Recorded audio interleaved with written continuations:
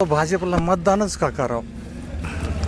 कशामुळे करावं? रेल्वे केल्यामुळे करावं, विमानतळ केले म्हणून करावं, आमचा येणारा पीक विमा खाल्ला म्हणून करावं, शिवाजी महाराजाची शपथ वाहिली मुख्यमंत्र्यांनी तरी बी ते मराठ्याला आरक्षण देत नाही म्हणून करावं, 100-250 रुपयाचा गॅस 1200ला केला म्हणून करावं, का सारा देश बर्बाद केला म्हणून करा. तुम्हीच आम्हाला सांगा की कोणत्या बेसवर करावं? जे बरबडलेले नेते ज्यांनी कोट्यावधी रुपयाला भोपाळमध्ये सांगितलं पंतप्रधानांनी की उद्या परदेशी महाराष्ट्रात कारवाई होणार, आणि तिसऱ्या दिवशी ते अजित पवारांचा प्रवेश होतो. भ्रष्ट झालेले, देश लुटलेली सगळी फौज एकत्र झाली म्हणून करावा.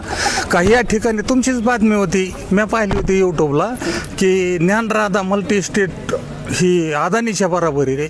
मग अशा तुम्ही बातम्या करतात म्हणून करावं का? किंवा तुम्ही हे असे लोक लुटणाऱ्याला पाठीशी घालता म्हणून करावं? कुठल्या बेसवर मतदान बीजेपीला करावं हे आधी सांगा. जातीवादाच्या पुढचा विषय.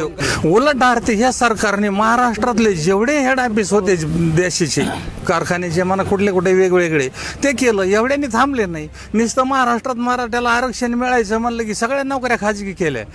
असे अनेक समस्या आहेत. माझं व्यक्तिगत मध्ये घटना व्यक्ती स्वातंत्र्य की यांच्यापेक्षा इंग्रज बरे, निजाम बरे, जेवढ्या सातशाह्या होत्या तेवढे बरे. इतके हरामी नीच येते आणि यांना मतदान कसं काय करावं? सराठी आंतरवालीमध्ये महात्मा गांधींनी इंग्रजाच्या काळात उपोषण केलं तर गोळ्या नाही घातल्या राव.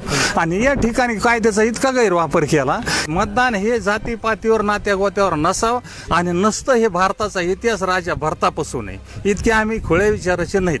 पण या ठिकाणची जी व्यवस्था आहे की आमच्याकडे शुद्ध व्हा, किती खाऊन या, किती लुटा, पण आमच्यात या.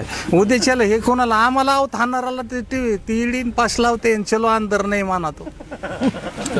लोकशाही संपुष्टात आणणारं पक्ष, पार्टी आणि हे सरकार आहे, त्याच्यामुळे पुन्हा घातक आहे, वाईट आहे. याच्यामुळं भाजप राहता कामा नये. आणि मला विश्वास आहे, खात्री आहे की या वेळेस भाजप निश्चित नाबूद होईन, राहणार नाही.